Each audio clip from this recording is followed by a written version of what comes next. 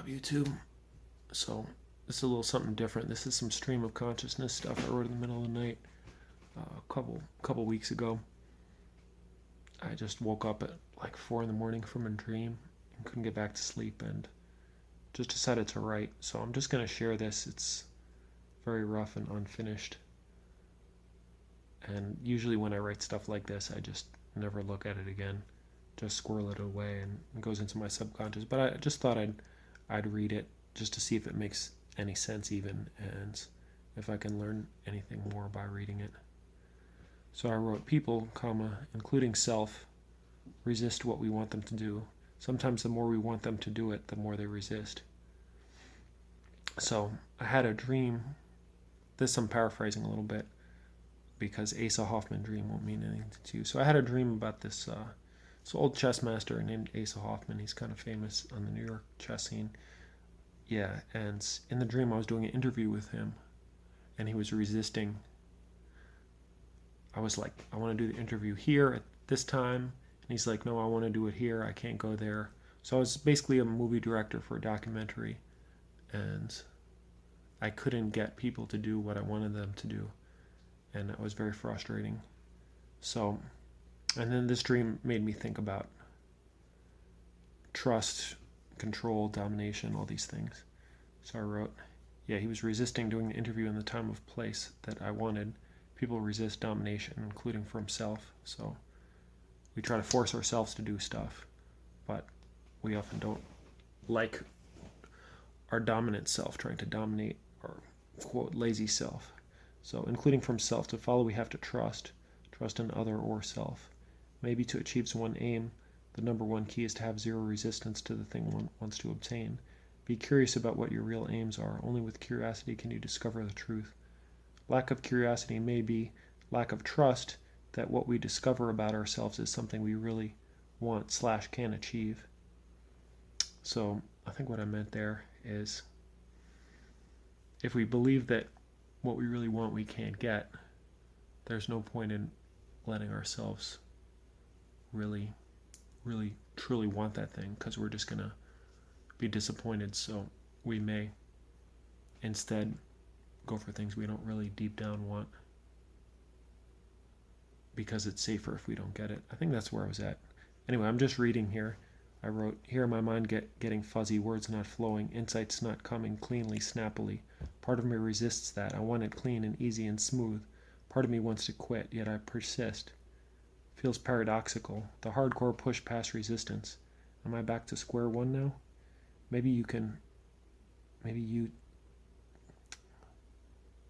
Sorry, I dictated this to my phone, so it's some of the words got screwed up. Maybe you can't fully push yet, but yet you are aware of the pushing and respect the obstacle. What the hell am I talking about? I think maybe that even if you can't push towards what you want yet, to be aware of the resistance and to respect the obstacle of that resistance is a good first step. Anyway, I continue. If one only works when it feels clean and inspired and easy, one won't achieve extraordinary results. However, she's so cute. Let me adjust this. She's sweet. Oh yes, gotta love my focus. See, it's another paradox. You want to focus in life and not be distracted, but sometimes distractions are so cute. If one only works when it feels clean and easy and inspired, one won't achieve extraordinary results.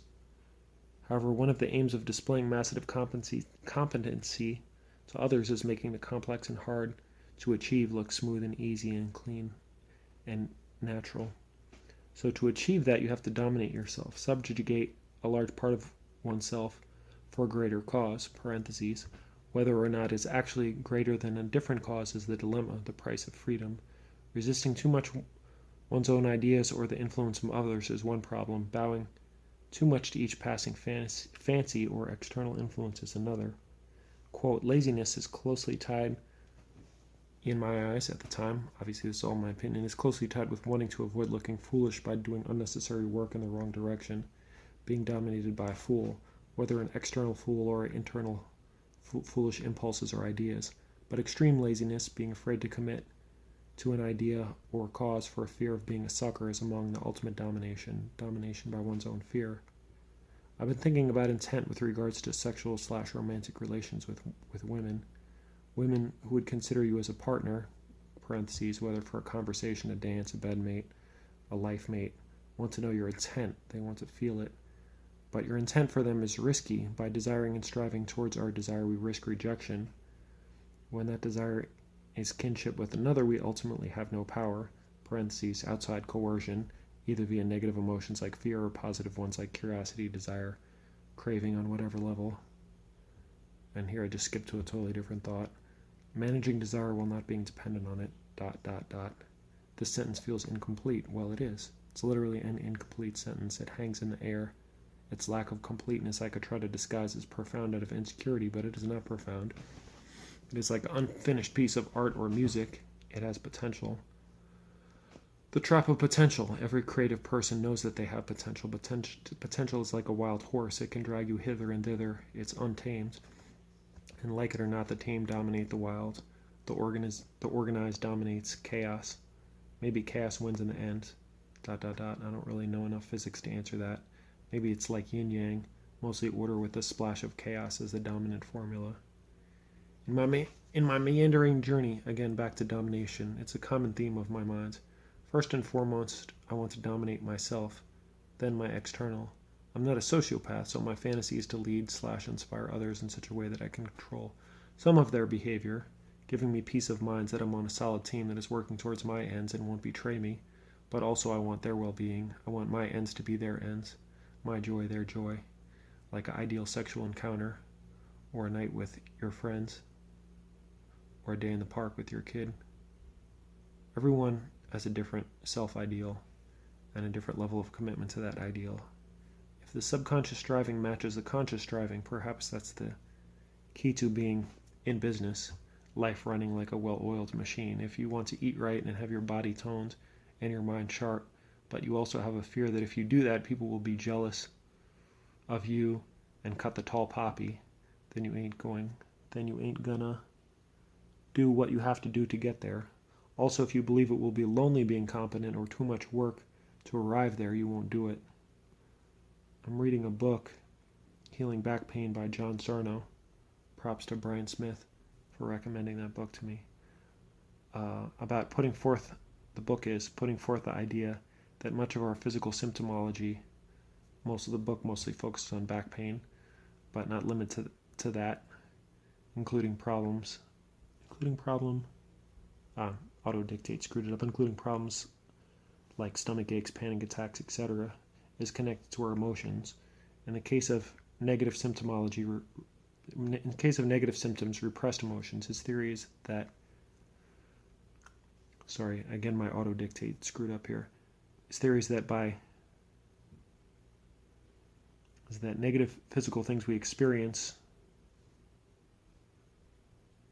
or the cause of bad habits, overeating, overdrinking, etc., we do to ourselves, battery power low, we do to ourselves, why do we do that to ourselves, Baze, where am I? We do it to ourselves to avoid something we don't want to look at. Try to view the self as something that ultimately wants its own existence, and wants its best existence, maximizing pleasure, minimizing pain. In America, we are a very freedom-oriented, individualistic society, but I suspect to our subconscious the idea of self-help or self-improvement isn't that compelling. Humans didn't evolve as lone wolves. We grew up, humanity evolved. We grew up / evolved as tribal creatures, and serving the needs of the tribe was what was selected for, not individual happiness. That's probably why serving others makes us feel good, except sociopaths, I guess, whose lack of empathy and morals but willingness to take risks probably served humanity on some level, enough to keep 1 or 2% of them in the population. Gandhi had a quote, I will look it up later and correct my paraphrase, but something like, if you're anxious, take heart in knowing that throughout history the good or love, parentheses, has always triumphed in the end. This has always struck me as hopelessly naive, and this has always struck me as hopelessly naive, and it still does. Quote, good empires have existed and flourished, but empires who vanquish their enemies, parentheses, are often just those poor human groups in the way, have dominated, even if they mellow out later. If they come in and ruthlessly murder all the men and rape all the women, should we forget that if generations later they've become peaceful, co-opted local customs into their religion, built libraries, etc.? Again, back to the inescapable human obsession with power and dominance. For a woman, I think, parentheses, I'm not one, so ladies feel free to chime in, although I do add that caveat that being something doesn't necessarily correlate. Funny note, voice to text added call light to. I like that. Correlate with understanding something. My friends are not me, and yet I may have insight into their behavior that they don't. Same as when I read an article by a woman that generalizes about men, I can be very resistant, like, what does this bitch know about being a man? Can I say bitch? But she does know, in a way men don't know, because we are that, and she's attracted to that and obsessed with that in the same way I am with women. Wow, that was a long parenthesis. This is the way I think.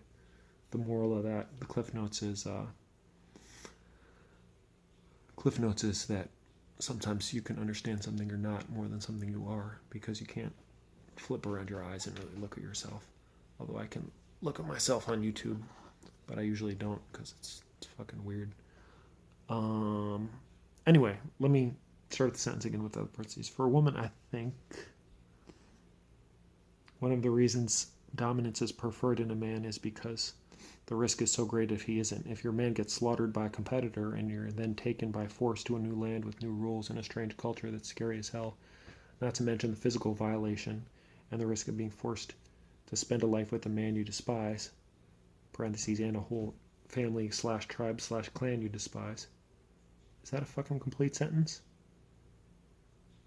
Anyway, I think, it's risky to not be dominant.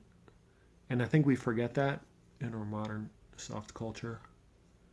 It's, we're not as incentivized. We don't have this intense pressure that past people had to seize the day and be the best we can be. One trait that both men and women universally desire in a mate is loyalty, parentheses, along with kindness. That is understandable. But back again to the self. Oh man, this cat is making my nose itch. All these hairs. I gotta put the AC. No, I'm gonna resist. I don't need to put the AC on because that'll ruin the video. It's fucking cooking here though. Oh, basil. I'm not allergic, but you ever get all this cat hair in your face? It's so annoying. Oh, but look at her. Look how sweet.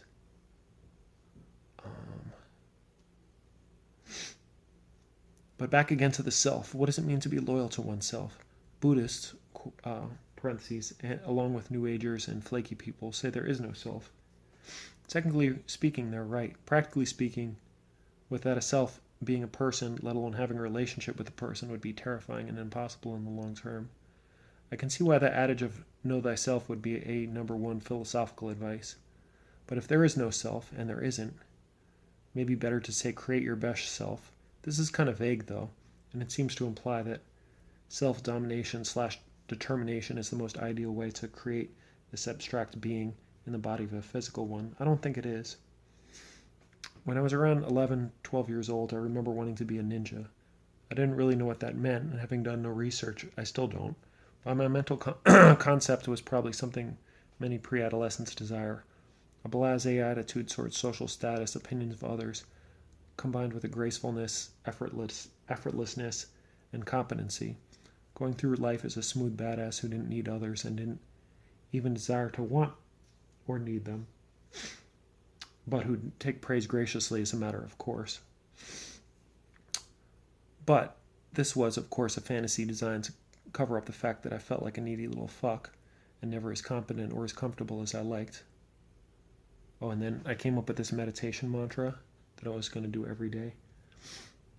after this inspiration, of course, I did it for 2 days and then forgot about it, but maybe I'll do it again. So the meditation mantra was, I want to understand you, I want to appreciate you, getting the team working together. So I want to understand you, I want to appreciate you, getting the team working together. And by the team, I mean all the voices in your head, not the crazy voices in your head, but just all the, I want this, I want that, I want to eat this, I shouldn't eat that, I want to talk to this person, I shouldn't talk to this person, I want to, copulate with so-and-so, I probably shouldn't do that, etc. Yeah, so that was my little meditation mantra. Wow, I'm really sweating. It's really, how did it get so hot? Is it just hot because I'm under all this pressure? Am I having an allergic reaction to base? I'd be so fucking sad if I became allergic to cats at 38. And then I wrote overconfidence strategies, blissful ignorance strategy, ... and then I didn't elaborate. And then later I wrote, you have to be the ultimate arbiter of what you're going to do, not others, not principles, you. Otherwise, how can you achieve what you want? But you have to choose a version of you that's dominant, and then the rest of you can get behind. Otherwise, you'll forever be thwarted.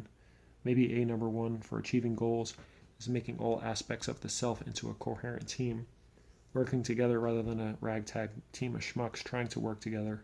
Some arrogant and demanding, some fearful and submissive, some lazy and manipulative, and all of them unaware of their weaknesses and strengths. How do I do that? ? I'm on it. I'll report back. I'm so used to doing voice to text, so I'm like actually saying ? Have to is a tyrant. And then I wrote to myself, rewatch the tyranny of I. I don't know if I could rewatch myself from 10 years ago. Man, that's about 10 years ago now. Yeah, before Mara was born. So what's the point of all this rambling? I'm really not sure, but I welcome your feedback and commentary. At the time, when you write something down, and at the time it's like, whoa, this is the answer. I'm going to meditate on this, but it's just basically know yourself and get really, really deep down, get a deep look at yourself and try to understand what you really want and what you're really afraid of. Because if you don't know what you're really afraid of and what you really desire, you're just going to be fucked. And not in a good way. You're going to be chasing things that are symbols that you don't really want, and you're not even going to know why, and you're not going to get any closer to your true desires. I mean, I think you will. If we lived a long enough life, I think we'd be happy. Well, maybe. But old age seems like it kind of sucks. The physical deterioration. It's really a travesty that we have this consciousness, and yet we only live like 70, 80 years. I'm already like halfway through my life, and it's just going faster and faster. And I think the older you get, the more set in your ways you get, which is part of my motivation to really work extra hard now to break out of my molds, my physical molds, my mental molds. I'm doing a lot of yoga, trying to transform my body, because I just, and yeah, same with any skill. Probably a lot of people watching are chess players, since it is a chess channel. But yeah, it's easy to be jealous of little kids who have grandmaster coaching and their parents are like super encouraging, because their little brains are so malleable. And yeah, but whatever your age, the time is now. Get on it, whatever you want to achieve. And yeah, sorry, I keep itching my face. This all this cat fur that it's like radiating off her, it feels like. Anyway, feel free to give me some comments. If anyone wants to like try to transform all my ramblings into one paragraph, that'd be pretty cool. If you got something out of this, let me know. If you think I'm a rambling idiot, let me know.